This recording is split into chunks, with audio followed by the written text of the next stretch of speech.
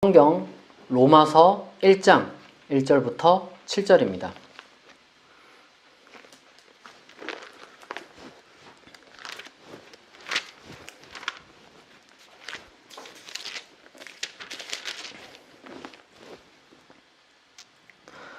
예수 그리스도의 종 바울은 사도로 부르심을 받아 하나님의 복음을 위하여 택정함을 입었으니 이 복음은 하나님이 선지자들을 통하여 그의 아들에 관하여 성경에 미리 약속하신 것이라. 그의 아들에 관하여 말하면 육신으로는 다윗의 혈통에서 나셨고 성결의 영으로는 죽은 자들 가운데서 부활하사 능력으로 하나님의 아들로 선포되셨으니 곧 우리 주 예수 그리스도시니라. 그로 말미암아 우리가 은혜와 사도의 직분을 받아 그의 이름을 위하여 모든 이방인 중에서 믿어 순종하게 하나니 너희도 그들 중에서 예수 그리스도의 것으로 부르심을 받은 자니라. 로마에서 하나님의 사랑하심을 받고 성도로 부르심을 받은 모든 자에게 하나님 우리 아버지와 주 예수 그리스도로부터 은혜와 평강이 있기를 원하노라. 바울의 로마서는 교회사에서 가장 중요한 편지로, 이제 바울의 편지로 알려진 것들 중에서도 가장 중요할 뿐만 아니라 사실 기독교 정경 전체를 통틀어서도 가장 중요한 것으로 많은 사람에 의해서 여겨지곤 합니다. 그러니까 그 이유는 바울의 로마서는 물론 그 편지 형식을 띠고 있어요. 처음에 인사말이 있고 끝에 마무리가 있고 어떤 편지의 형식을 띠고 있습니다만은 그러니까 미묘하게 실제 바울의 다른 편지들과는 조금씩 다른 면모를 보입니다.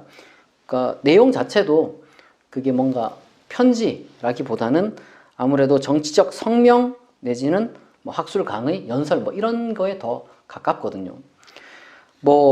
신약의 편지들이라는 것이 로마서도 마찬가지고 물론 상황성이라는 것을 띠고 있습니다. 구체적인 수신자와 그리고 발신자 간의 관계라는 게 있다는 것인데, 그리고 제3자는 모르는 자기들만의 뭔가 그 상황이 있다는 것인데, 그거랑 좀 다른 게 로마서는 사도 바울은 로마에 아직 간 적이 없어요. 로마서를 썼을 때는 아직 사도 바울은 로마에 간 적이 없습니다. 그리고 로마에 있는 가정교회들 회원들 중에 극히 한두 명을 제외하고는 아무도 거기에 있는 사람들을 모릅니다. 그러니까 안면조차 없다는 것이죠.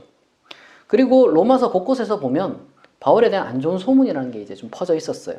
근데 거기에 대해서 바울이 좀 우려를 하고 있습니다. 그러니까 개인적인 관계가 없다는 것이죠. 그런 것들을 미리 우려하고 그런 편견이 로마 가정교회에도 퍼져 있는 게 아닌가, 이런 걱정을 우리가 로마서에서 읽어낼 수가 있습니다. 그러니까 그런 것들을 통해서 우리가 고려해 볼 때 로마서는 일종의 바울의 신학, 논증이라고도 해도 과언이 아닐 겁니다.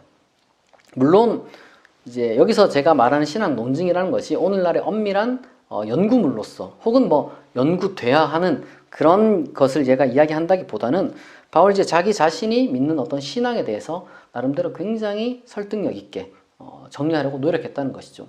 이제 설득력 있게라는 말도 여러분들이 잘 기억하시는 게 좋은 것이 대중을 설득하기 위한 어떤 수학적인 그런 기법들도 굉장히 많이 포함되어 있다는 겁니다. 사실 개인적으로 메시지 주고받을 때, 우리가 편지 주고받을 때 그런 수사학을 쓰진 않잖아요. 그냥 친구들끼리 편하게 이렇게 주고받거나 조금 공적인 편지라 할지라도 과한 수사학을 쓰진 않죠. 근데 사도 바울의 로마서에는 그런 것들이 보여진다는 겁니다.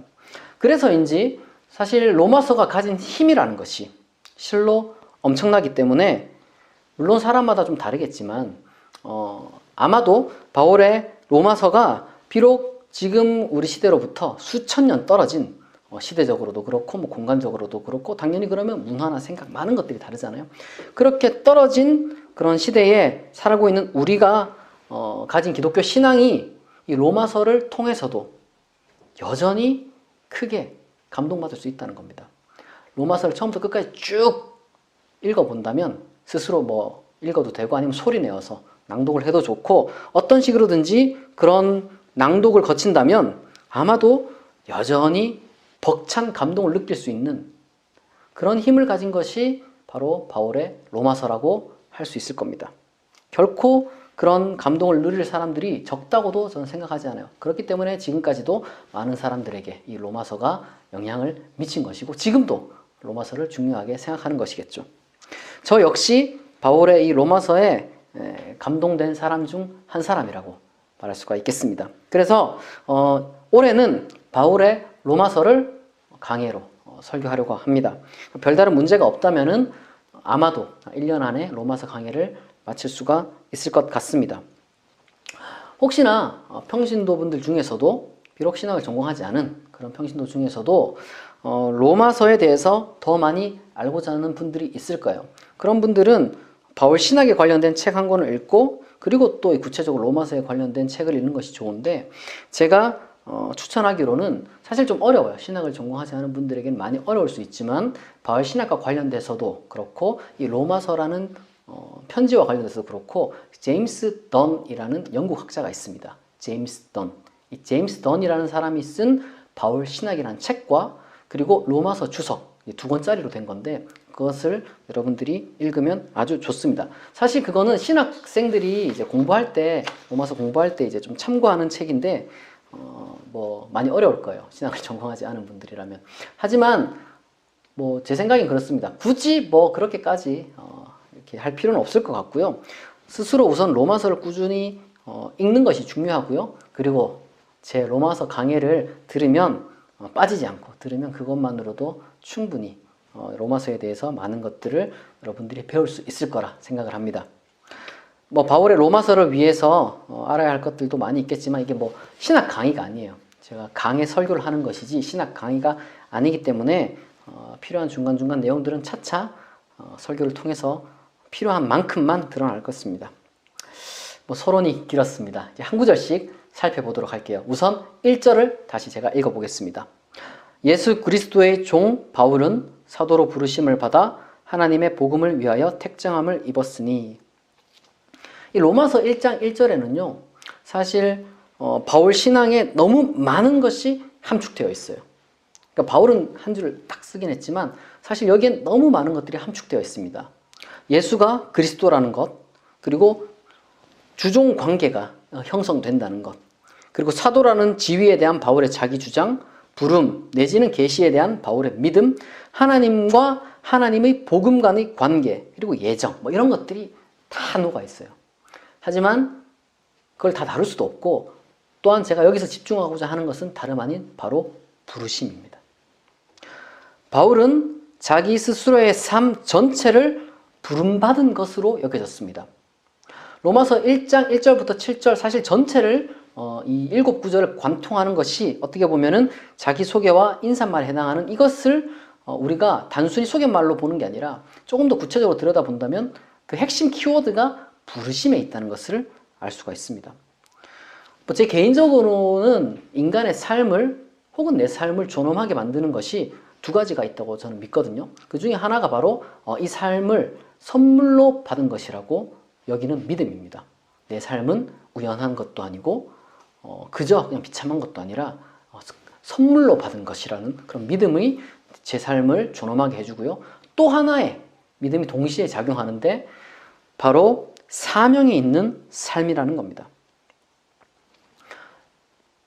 구체적으로 말하자면요. 어떤 절대적인 것으로부터 기인했다는 믿음이 지탱하는 것이 바로 후자가 말하는 이 사명 내지는 부르심이라고 할 수 있는데 사실 많은 사람들이요 살아가면서 자기도 모르는 사이에 자기는 의식하고 있진 않을지 모르지만 사실은 아주 마음속 깊은 곳에서 절대적인 가치를 다 가지고 있습니다. 그게 뭐 본능으로부터 기인하는 것일 수도 있고 아니면 무엇으로부터 기인한 것인지는 다 우리가 설명할 수 없지만 어쨌거나 모든 사람에게는 다 각자가 결코 양보할 수 없는 무언가가 있어요. 다른 건 다 양보해도 이것만큼은 안 돼 라고 하는 것이 모든 사람에게 있습니다. 그것을 이제 스스로 끄집어내어서 정리를 해낼 수 있는 사람이 있는가 하면은 그저 그냥 본능과 가치의 그 혼란 속에서 뭔가 있긴 하지만 정리되지 않은 채 그렇게 복잡하게 분주하게 살아가는 사람들이 있는 것이죠. 바울의 자기소개는 전자에 해당하는 겁니다. 자기 내적인 어떤 절대적인 가치를 믿음을 통해서 부르심이라는 개념으로 정리한 모습을 우리가 읽어낼 수 있는 거예요. 이 1절에서. 따라서 사도 바울이 여기서 지금 말하고자 하는 내가 종이다. 내가 예수 그리스도의 종이다. 라고 할 때 이 종이라는 것은 어떤 것에 대한 얽매이는 게 아니에요. 어떤 종교적인 것에 대한 얽매임이라고 우리가 이제 보기 어렵습니다. 오히려 그것은 기꺼이 자기 삶을 그 절대적인 가치에 내어주는 숭고함에 더 가깝죠. 그래서 그리스 시인 중에 메난드로스라는 사람은 이렇게 말을 했습니다. 노예가 되는 것은 좋지 않지만 온갖 섬김을 배운다면 그 사람은 최고의 인간이 될 것이다. 자유로운 정신으로 섬기라. 그리하면 시종되는 것이 아니다. 사실 노예에게 한 말인데, 그러니까 진짜 노예 신분에 있다 하더라도 자기가 어떤 마음가짐을 갖느냐에 따라서 그 노예라는 것이 최고의 인간을 만드는 훈련이 될 수도 있고, 혹은 그냥 진짜로 자유 없는 인간이 될 수도 있는 것이죠.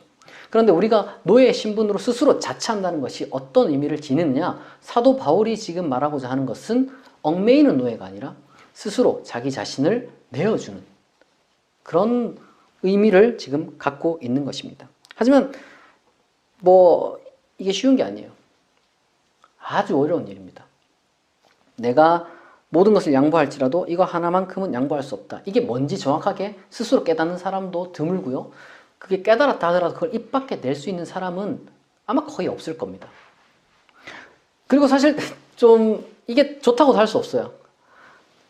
다시 말해서 바울의 이런 어떤 삶에 대한 자기 인식 혹은 삶에 대한 자기 고백, 그런 게 좋은 게 아니에요. 좋다고 할 수도 있겠지만 절대적으로 좋다라고 말하기는 어렵습니다. 그럼에도 불구하고요, 여러분, 이게 만약에 독단적인 것이 아니라 함께 모인 어떤 사람들의 그 모임이 된다면, 그러니까 어떤 이러한 가치를 공유하는 사람들이 모인다면요, 그것이 단순히 개인의 망상이나 꿈으로 그치는 것이 아니라 바로 그 절대적인 가치에 자기를 내어 맡긴 그런 어떤 사람들이 모이게 될 때 그것은 실현 가능한 목표로 바뀌게 되는 거예요. 망상에서 목표로 바뀌게 되는 것이죠. 공유될 때. 한편 바울은 하나님의 복음으로 부르심을 받았다고 고백합니다. 그러니까 바울의 절대적인 가치가 하나님의 복음이라는 것이죠. 이 하나님의 복음은 사실 로마서 전체에 걸쳐서 드러나지만 바로 이 1장 2절부터 4절, 이 2, 3, 4 세 개의 구절에 어느 정도 그 개략적으로 나와 있습니다. 2절부터 4절을 제가 읽어보겠습니다. 이 복음은 하나님이 선지자들을 통하여 그의 아들에 관하여 성경에 미리 약속하신 것이라. 그의 아들에 관하여 말하면 육신으로는 다윗의 혈통에서 나셨고 성결의 영으로는 죽은 자들 가운데서 부활하사 능력으로 하나님의 아들로 선포되셨으니 곧 우리 주 예수 그리스도시니라. 바울의 하나님은 다름 아닌 바로 고대의 이스라엘이 섬겼던 바로 그 하나님이죠. 동시에 현재 바울을 자신이 살아가고 있는 바로 그 유대교의 하나님이기도 합니다. 바로 그 하나님이 사도 바울을 선택하셔서 그 하나님의 복음을, 기쁜 소식을 전하게 하기 위해 어떤 정한 때에 그를 불렀습니다. 그러니까 사도 바울은 내가 이 일을 위해서 부름받았구나. 내가 부름받은 것, 그 이유는 바로 이 하나님의 복음을 위해서구나 라는 것을 그가 스스로 깨달았던 것이죠. 그 로마서에 나타난 그 어법을 보면요, 사도 바울이 사용하는 그 말들을 보면 주로 헬라어로 번역된 히브리어 정경을 70인역이라고 하죠. 그걸 주로 이제 인용을 하는데, 이사야에, 그러니까 헬라어로 번역된 이사야를 굉장히 많이 읽으면서 영향을 받았다라고 추측해 볼 수가 있습니다. 그 70인역으로 된 이사야의 헬라어로 복음이라는 말 그 자체가 등장하지 않지만 개념적으로는 굉장히 많이 연결됩니다. 좋은 소식을 전하는 자, 택함을 받은 자, 이렇게 바울이 사용하는 개념은 이사야에 나타나는 개념과 굉장히 일맥상통하는 부분이 많다는 것이죠. 그렇다면 하나님의 아들이란 무엇일까요? 무슨 그리스 신들처럼 신들이 신을 낳는 그런 아들을 말하는 것이 아닙니다. 바로 이스라엘의 예정된 구원자 메시아를 뜻하는 표현 중에 하나였습니다. 소위 우리가 구약에 나타난 고대 이스라엘의 신앙을 고대 이스라엘 종교라고 이제 표현할 수가 있고요. 그리고 바벨론 귀환 이후 사도 바울이 살던 시대에 걸쳐서, 그리고 AD 70년에 예루살렘이 이제 파괴되기 그 직전 그 사이를 고대 유대교 내지는 조금 더 전문적으로 제2성전 유대교 신앙이라고 부릅니다.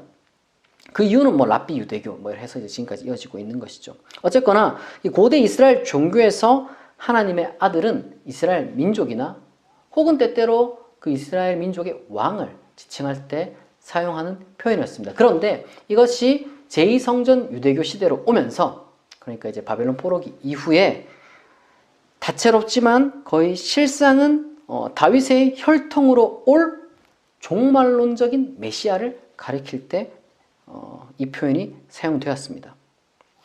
언젠가 하나님이 보낼 다윗의 후손이 와서 다시 한번 이스라엘을 영광스럽게 회복시킬 것이라는, 종말론적이면서도 정치적인 그리고 민족적인 그런 메시아를 가리킬 때 사용했던 것이 바로 하나님의 아들입니다.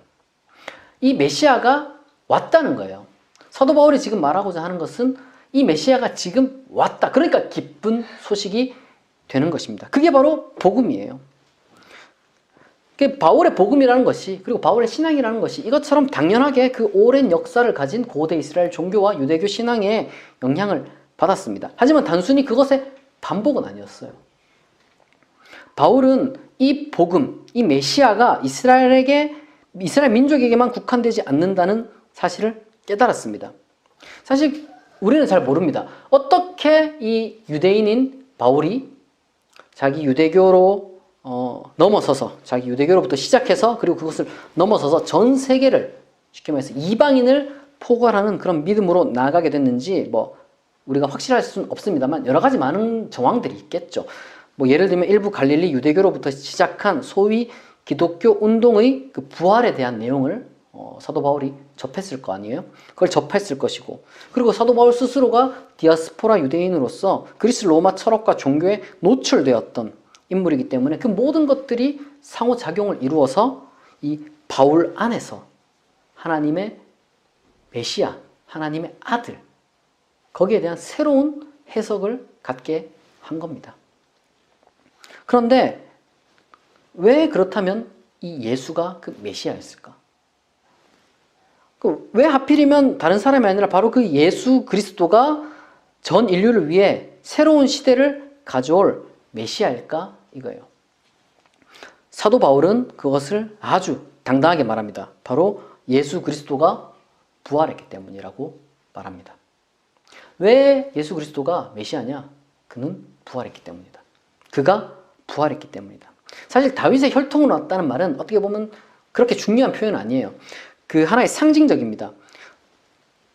여기서 지금 바울은 우리말로는 뭐 어떻게 좀 다윗의 혈통으로 왔다고 하지만 이게 태어났다는 의미는 아니에요. 바울이 사용했던 것은 태어났다라는 표현보다는 사실은 육으로는 다윗의 혈통으로 만들어졌다 이렇게 표현하는 거죠. 그러니까 부활이 그를 다윗의 혈통으로 만들어냈다라는 그런 뉘앙스를 지금 여기서 보여주는 것입니다. 그러니까 방점은 어디에 있느냐? 다윗의 혈통이 아니라 부활에 있다는 거예요.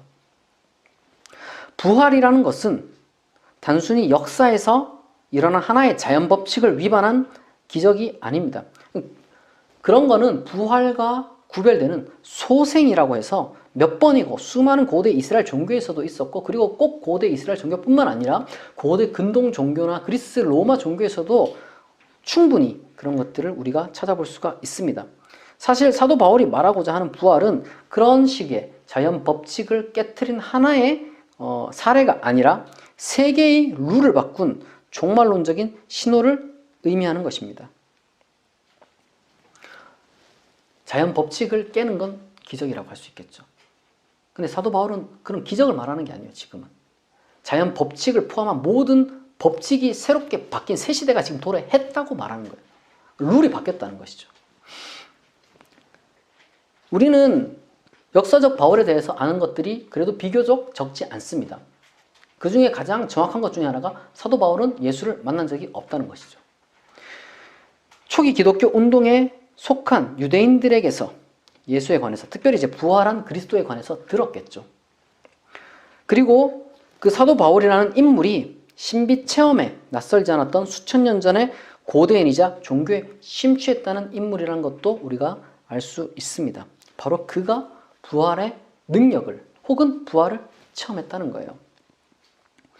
다시 말해서 조금 더 구체적으로 말하자면 사도 바울은 부활하신 그리스도가 자기에게 나타났다고 믿은 겁니다. 그걸 이제 부활의 능력을 체험한다고 그는 표현을 하는 것이죠.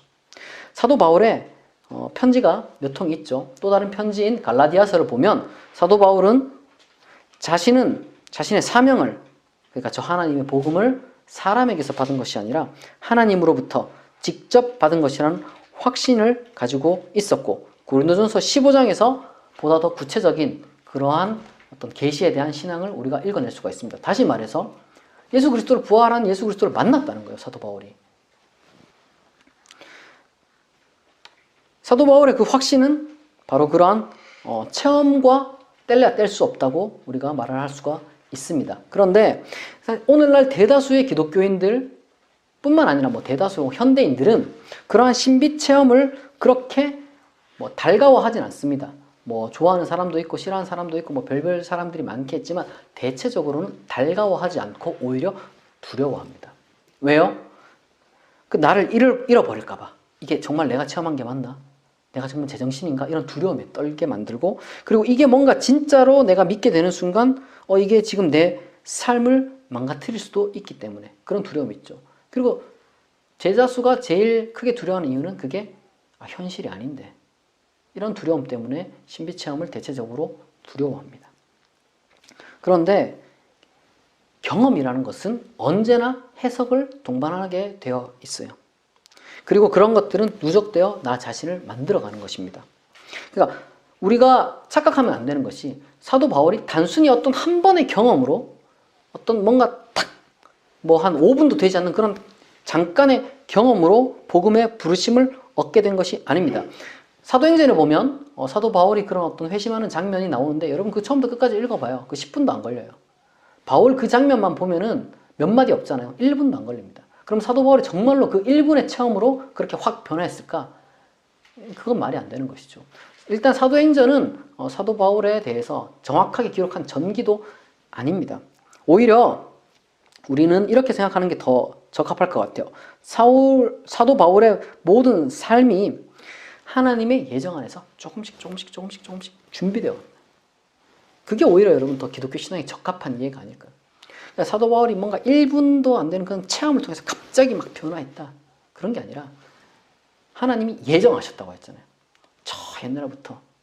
그럼 사도 바울만 예정한 게 아니라 이 전 우주 역사를 조율해서 한 사람의 개인의 삶에도 적용하셨다는 거예요.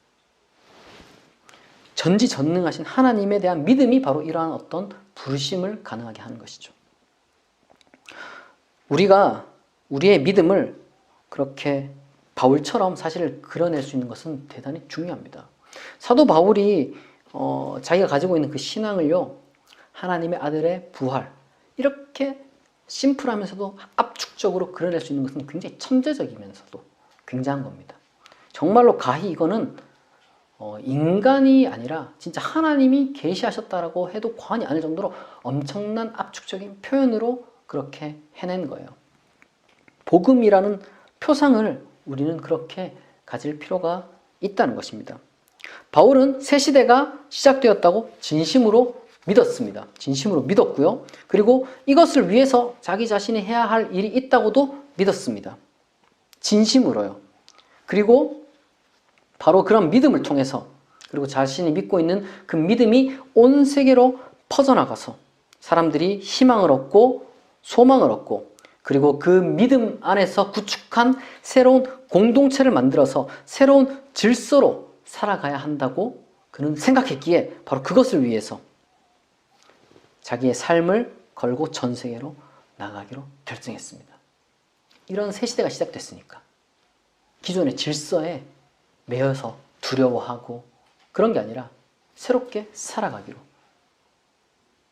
실천적으로 그 삶이 변화된 것이죠. 5절에서 7절을 제가 또 읽어보겠습니다.